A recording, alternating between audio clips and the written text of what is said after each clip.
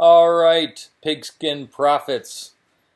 We're going to talk a little bit about what happened last week, and we're just getting ready. In about 3 hours or so, we're going to have the start of week 2 here on the Pigskin Profits Fantasy Football.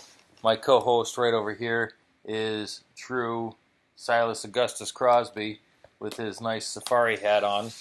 And so we're going to be talking a little bit about what happened last week. Now, quick rundown of the winners last week. We have, start with the lowest point total winner, Pigskin Commander, yours truly, with 126 points. Got a cheap win over last year's league champion, Dave April, who decided to go on a bush flight up in Alaska, go duck hunting or something like that. So he left Jamal Charles in his lineup, who was obviously out, and I squeaked away with a win.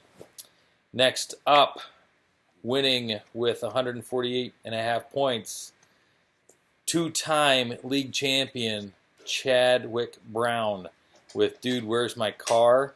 Also wins Name of the Week for his team. Great name on that one, Chad.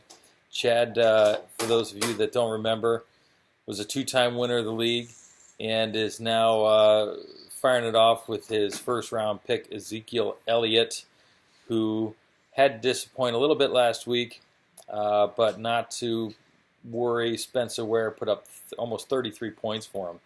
So pretty solid outing by all of Chad's team last week, really.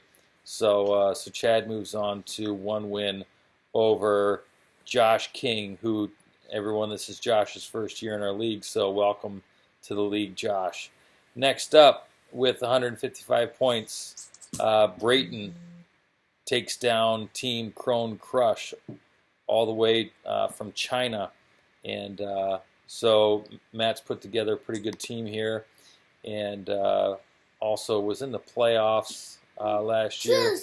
And Andrew Luck and D'Angelo Williams partnered for 70 of his 155, almost 156 points. All right, so then we go on to Gary Jerkovich, who took down Team Bomberito with 162 points, also known as this week's winner. Nice name there, cousin.